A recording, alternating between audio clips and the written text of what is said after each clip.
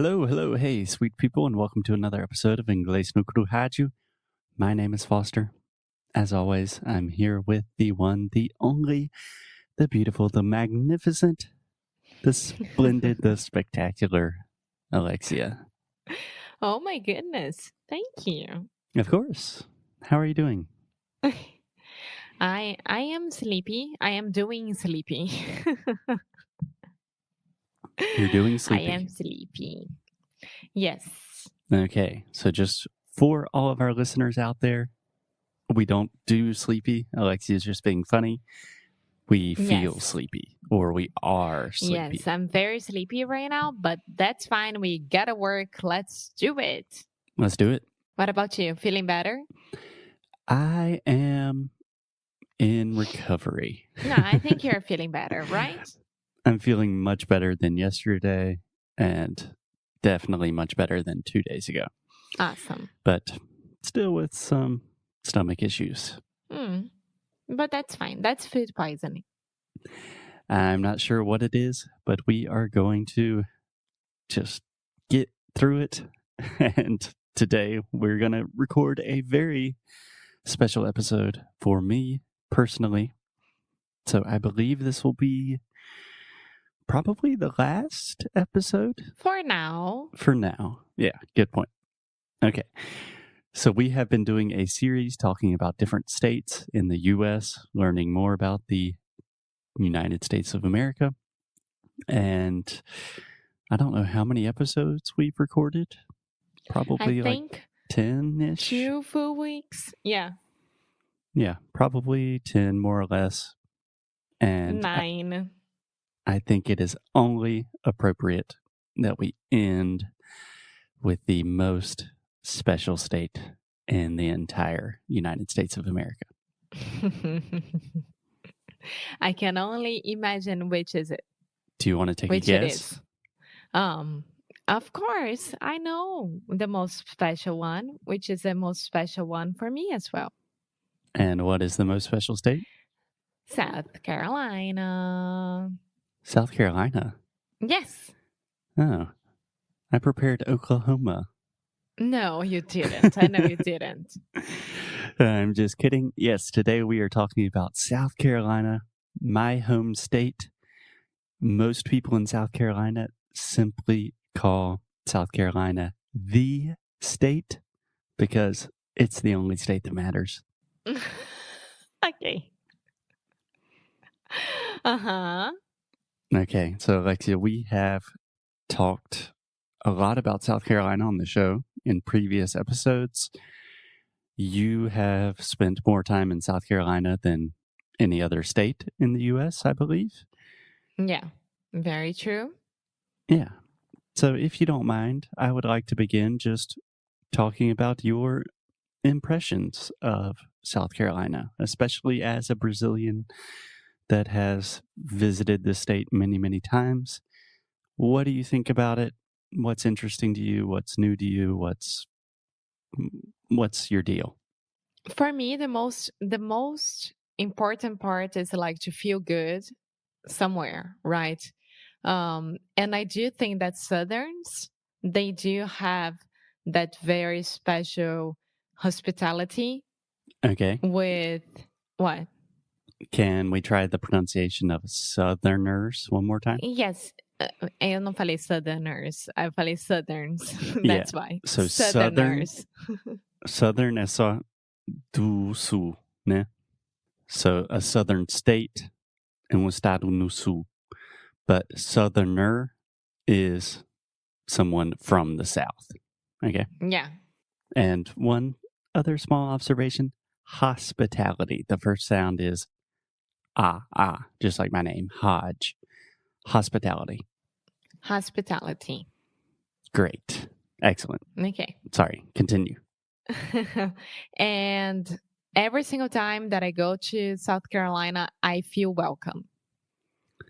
And yeah, everywhere, like in the supermarket, going out to have dinner without the coronavirus, of course, and anywhere, any place, I feel very, very welcome.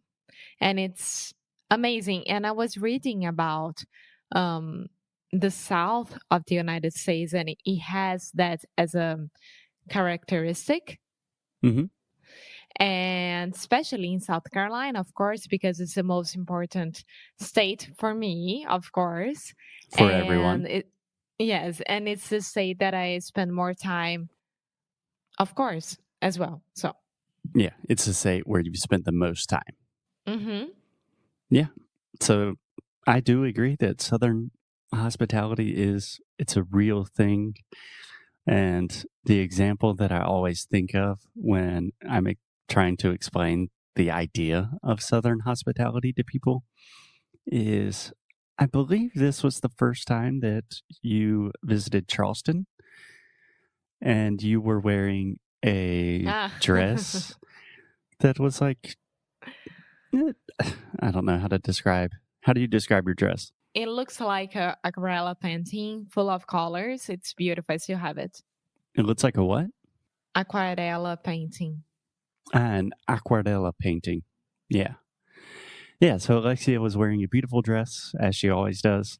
And we were walking in the streets in Charleston, South Carolina.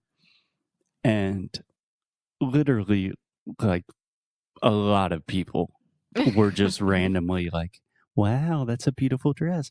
I love your dress. Hey, where did you get that dress? And I was like, hey, okay, people, I like the dress too. My girlfriend.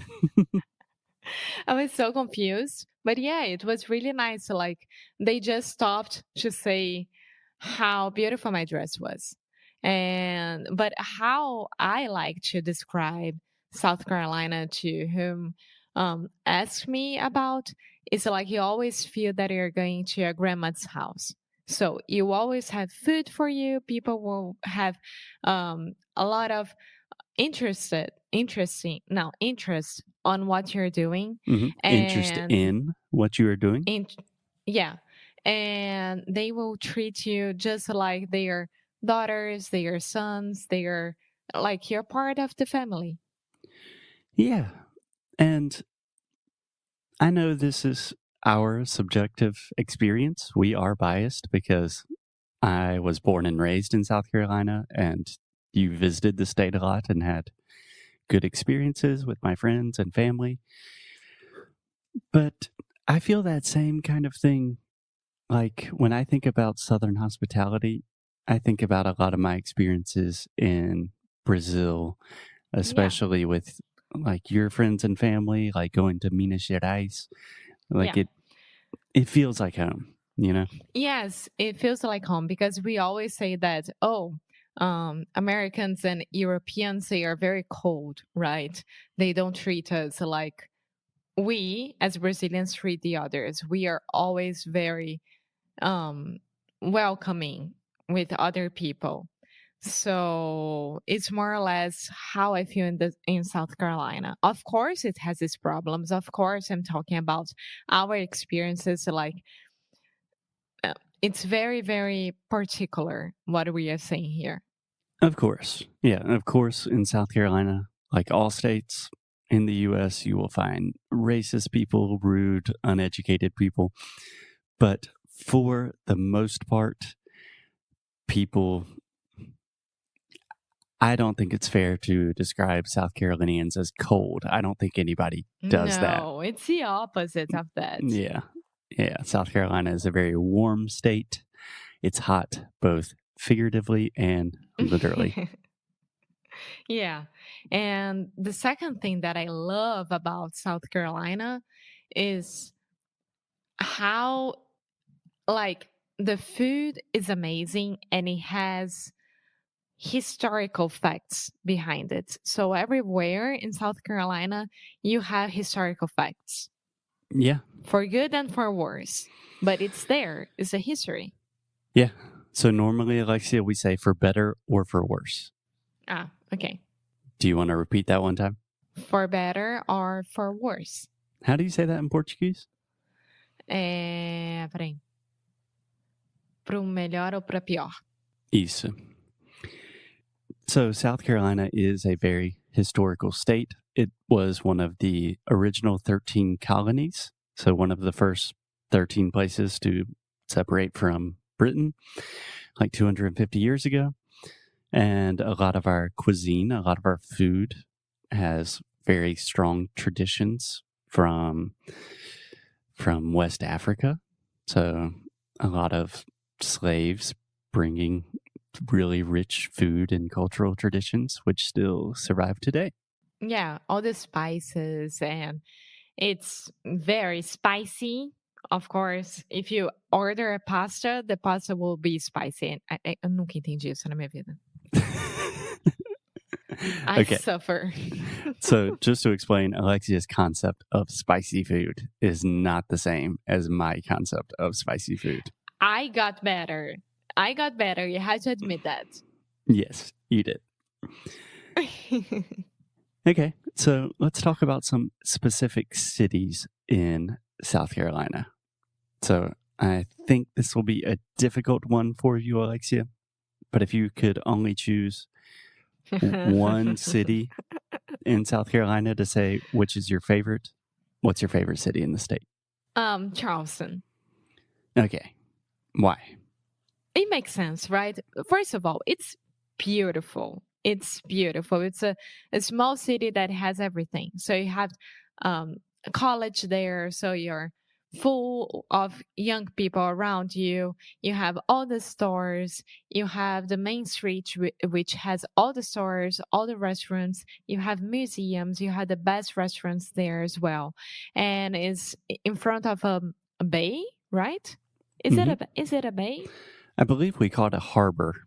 Okay, so there's a harbor there that you can see everyone sailing with the dolphins. I mean, you just feel good walking around. It's amazing. And it's a plus 100 for me that it's a walkable city. Yeah, Charleston, also known as the Holy City. It's very flat. Let me give you a fun fact that I just learned a couple of days ago. So my dad and I watched this movie on Apple TV called Greyhound. I highly recommend it. It's with Tom Hanks about World War II and like battleships. It's an awesome movie. Definitely recommend it. But in the movie, the Americans are fighting against like these Russian submarines. And my dad told me, so take this with a grain of salt because I don't know if it's historically accurate. But in World War II, they actually had Russian submarines come into Charleston Harbor. They didn't do anything, but they were there. I don't doubt it. Of course. It must be true.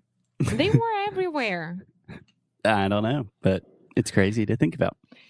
Yeah, and also it's the first it has the first Catholic church from the Carolinas there. Yes, it's a very religious city, a very religious state in general. Bible Belt. It's in the Bible Belt, yeah. So let me ask you a different question, and I think I will get a different answer. If you had to live in any city in South Carolina, what city would you choose? Greenville. Me too. Why? I think it's I mean, I can't say that it's a tiny Charleston because it has nothing to do with each other, but it feels the same for me because it's walkable. It has everything that you need downtown. So it has a beautiful park with a river in the middle of it. All the stores, very good restaurants. You have malls. You have the parks, and is it a national park or a state park? State parks, yeah. Yeah, you have state parks there. I mean, it's tiny comparing to Charleston, but at the same time, it's so beautiful and it's so nice. You feel like at home. Yeah, and I think we should point out that Charleston is really expensive nowadays because Charleston has become like a cultural and tourist hotspot. Like it has a lot of the best restaurants in the United States. So the prices for an apartment or a house are kind of crazy in Charleston. Greenville is much more affordable. It kind of feels like an easier place to live, maybe. Yeah, yeah. But I do like Colombia as a place as well, like to spend more time and get to know it a little bit better. Yeah, that was going to be my last question. We have to talk about the capital of South Carolina, which is Columbia, which is where I did my master's degree, at least half of my master's degree, the other half in Rio. And it's where half of our family lives there. Yeah. My mom was actually born in Charleston, but grew up in Columbia. Yeah, a lot of my family lives in Columbia. You've only been to Columbia really just like once. No, yeah, I've been to your uncle's house more than once, of course, but like to the city itself, just once. Yeah. What'd you think about it? I loved it. I don't know if it was because of the area that we were, but I really enjoy it. But it made me feel a little bit more not claustrophobic, but lost, like Sao Paulo gives me this feeling as well that you don't know where the things are. Yeah, I can assure you that Columbia, South Carolina is not at all like Sao Paulo, but I understand what you're saying. Yeah, it was weird, but I would love to spend more time there. Yeah, cool.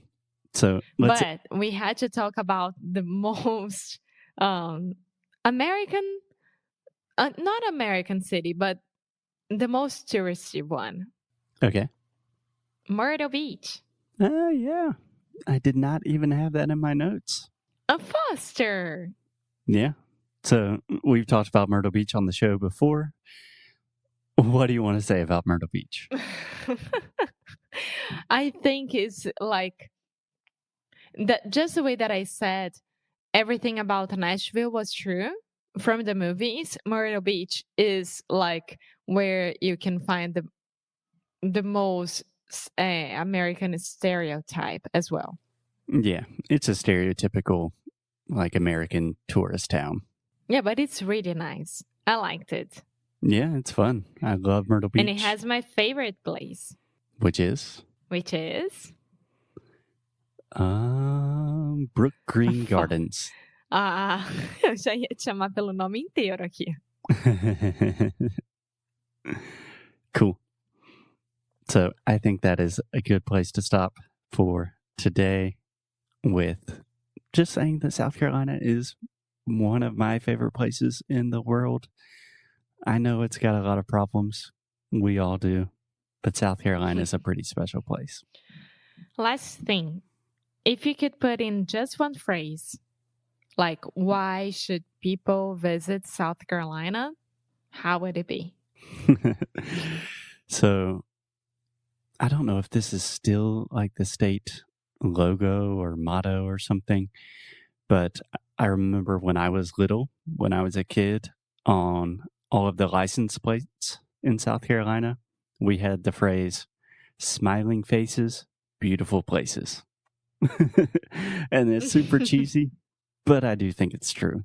You will have people smiling at you, and you will be in a beautiful atmosphere. That's true. Awesome.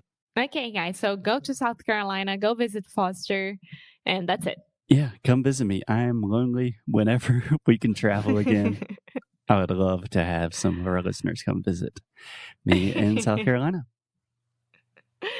Okie dokie. So I think that for now, we did a pretty good job with these first states that we were talking about, and we just ended with the most amazing one. So maybe we'll come back and do it more. Yeah, let us know what you think. If you want to hear more states, we are open to the idea of continuing this conversation. And we will see you guys tomorrow. Bye.